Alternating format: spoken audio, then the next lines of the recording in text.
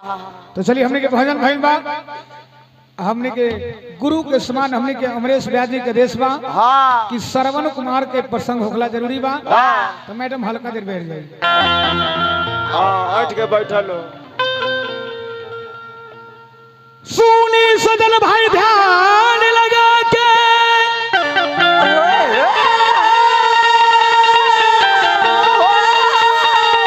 और श्रवण कुमार के कहानी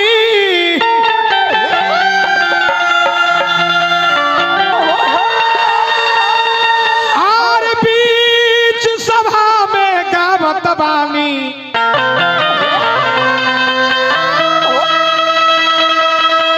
और सुनी श्रोता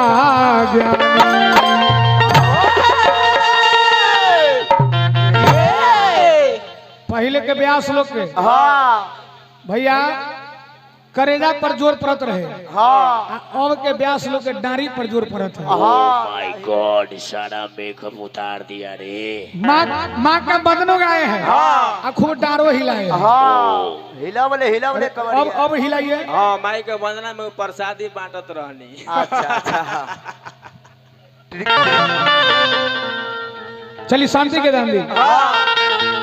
जहाँ ले हमने के मिलल बा ओहिजा से हमने के प्रसंग जा रहल बा माली। माता के नाम ज्ञानवती, पिता के नाम उद्वांत ऋषि। कहीं कुछ लिखल बा, कहीं कुछ लिखल बा। काजी वेद शास्त्र के कोनो ठिकाना नहीं खे। 4-5 गो रामायण हूं में कोनो कुछ लिखल बा, कोनो कुछ लिखल बा। तो जहाँ ले हमने के मिलल बा ओहिजा से हमने के प्रसंग आ रहल बा। ज्ञानवती उद्वांत ऋषि श्रवण कुमार के माता पिता रहने चौथा पर नियरायल रहे माली। एको गो संतान न रहे। संतान के बिना मन उदास रहे। मन उदास करके दोनों प्राणी महल में बैठल रहनी। ओही घड़ी नारद भगवान बीना बजावत नारायण नारायण नारायण नारायण करके जात रहनी। जब नारायण नारायण करके जात रहनी, नारद भगवान देखनी कि ज्ञानवती उद्वांत ऋषि के मुख उदास बा। ओही घड़ी जाके पूछनी कि ज्ञानवती उद्वांत ऋषि बात क्या है, क्यों मन उदास है? वही घड़ी दोनों प्राणी कहनी कि अब हमने के समय नियराइल बा, चौथा पर नियराइल बा, एको गो संतान नहीं खे। एहे खातिर दोनों प्राणी के मन उदास बा।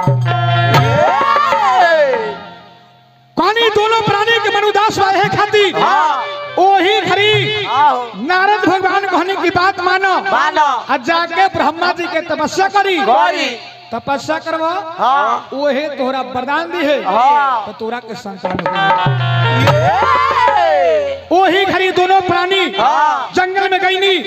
आ जंगल में जाके ब्रह्मा जी के तपस्या करे लगनी। ओम ब्रह्माय नमः, ओम ब्रह्माय नमः, ओम ब्रह्माय नमः। जब ब्रह्मा जी हंस पर सवार हो गए बनी की तपस्वी तोरा तपस्या पर खुश बनी। वरदान मांगो, वरदान मांगो। मांग लो। ओही घड़ी दोनों प्राणी कहत निका अरे अजुदीना अरे मानिता ये बाबा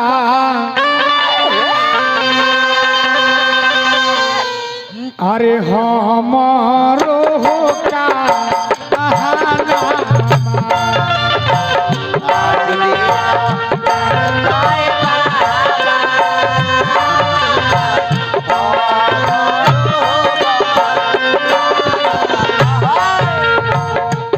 ज्ञानवती उद्वांत ऋषि दोनों प्राणी ब्रह्मा जी से कह रहा बनी बबुआ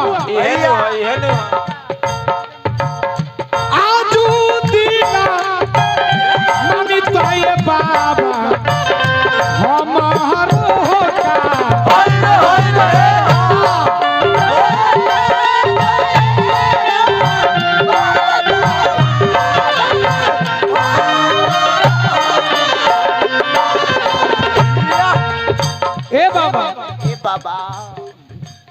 चलिए हमने के गुरु के समान हमने के अमरेश भैया जी उनका तरफ से हमने के प्रसंग पर 101 रुपया का पुरस्कार मिलल बा। ब्याह जी के चरण में प्रणाम करता नहीं इधर हमने को आशीर्वाद कर जा रही। बहुआ बिना सुना होला गैया, बहुआ बिना सुना होला गैया, धारा बाहोया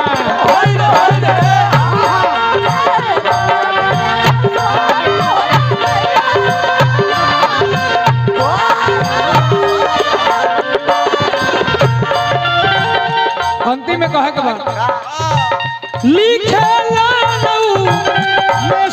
गुरुजी चोरी चोरी हो जाना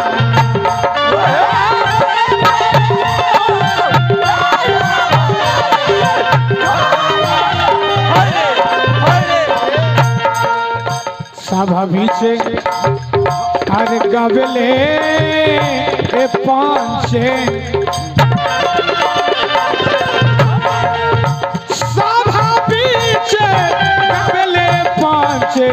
डबल हुआ होना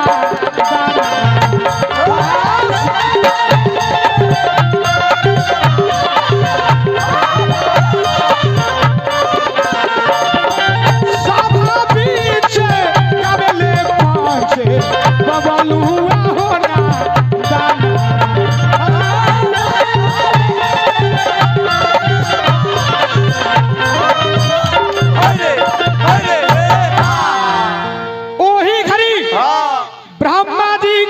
कहानी की हमनी के पहले पैसा के खुला दे दी, एक के बार दे दी 200। हाँ एक दे दी 200 एक बेर दू एक हाँ फिर डिस्टर्ब करब न।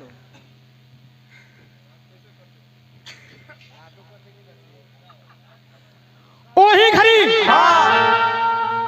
ब्रह्मा जी हाँ जी से कहानी की बबुआ बिना महल सुना सुना लाग रहल बा। चलिए हमने के कैलाश बाबू पंचायत समिति सदस्य अल्ली पुरहाट और अल्ली पुरहट्टा चकेसो।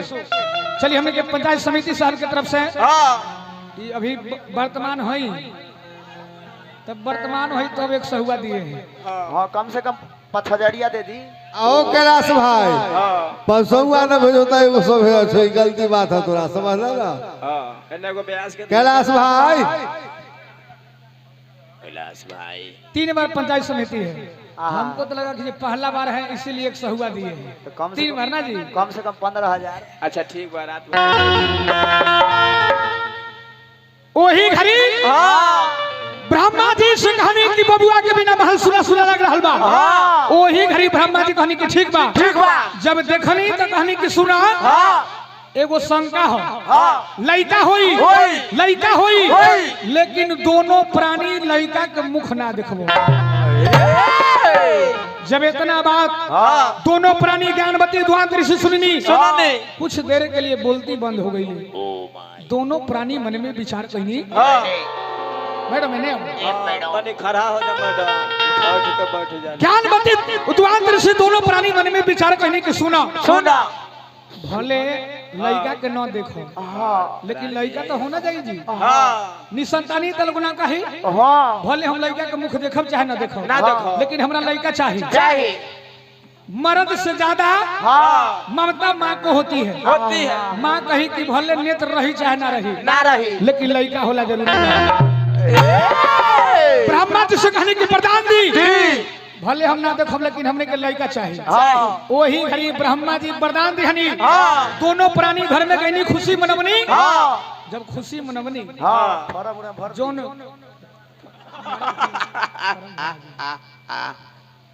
ज्ञानवती द्वांत ऋषि दोनों प्राणी जो पति पत्नी का जो क्रियाकलाप होता है कहीं नहीं ना जी। जब कुछ दिन बीतल तो हमनी के श्रवण कुमार के जन्म भइल बा।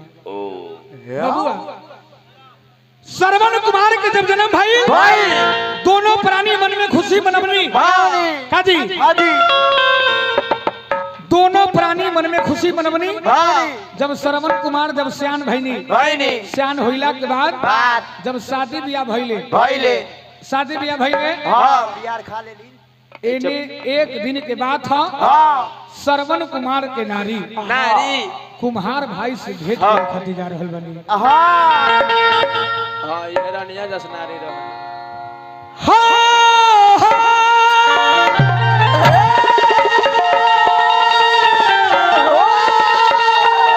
श्रवण कुमार के नारी कुम्हार भाई के पास गईनी कने कि कुम्हार भाई एगो हरिया बना दो उ हरिया में एगो ना दूगो पेट रहे के चाहिए हाँ दूगो पेट लेकिन पैसा लगतो ठीक नु कुम्हार भाई कहने की एगो हरिया में दूगो पेट कैसे बनाई हाँ तब ई कहने की तोरा पैसे से ना मतलब बा अच्छा ठीक बात है पहले पैसा दो अभी पैसा दे दो पैसा दे दो चलिए हमने के देशवाल किराना स्टोर सुबोध बाबू उनका तरफ से हजारों हजार रुपया के पुरस्कार मिलल बा सुबोध बाबू के चरण में प्रणाम करत यही तरह हमने के आशीर्वाद के जा श्रवण कुमार के नारी कुम्हार भाई से कहत निका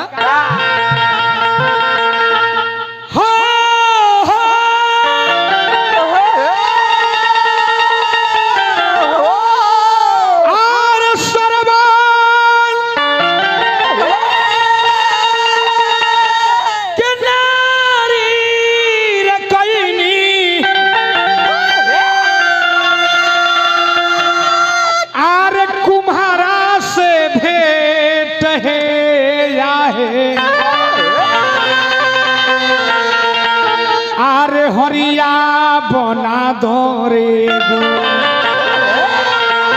श्रवण कुमार के नारी कह रहल बारी अरे हरिया बना दो रे गो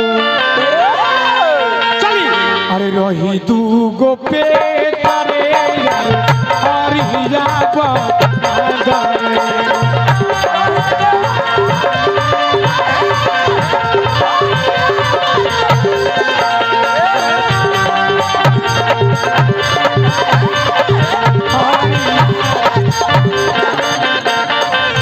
चलिए हमने के बीपी भैया राम जाने टू इलेक्ट्रॉनिक दुकान बीपी भैया के तरफ से 51 भैया का पुरस्कार मिलल बा भैया के चरण में प्रणाम करते यही तो हमने का आशीर्वाद के जा रही जलेबी बाबू श्रवण के नारी रे कोइनी अरे कुम्हारा से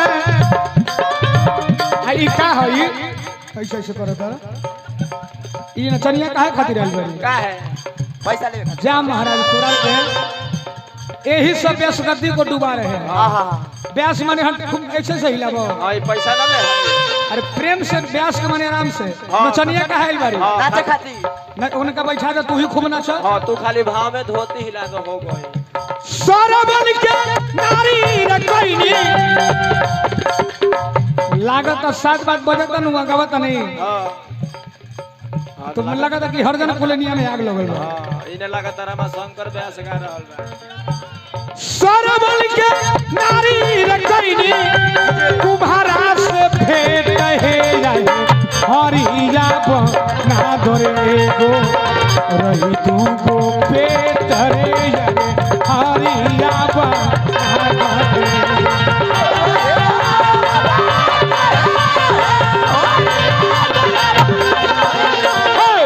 रही दूगो पेट रे यारे हरिया बना दे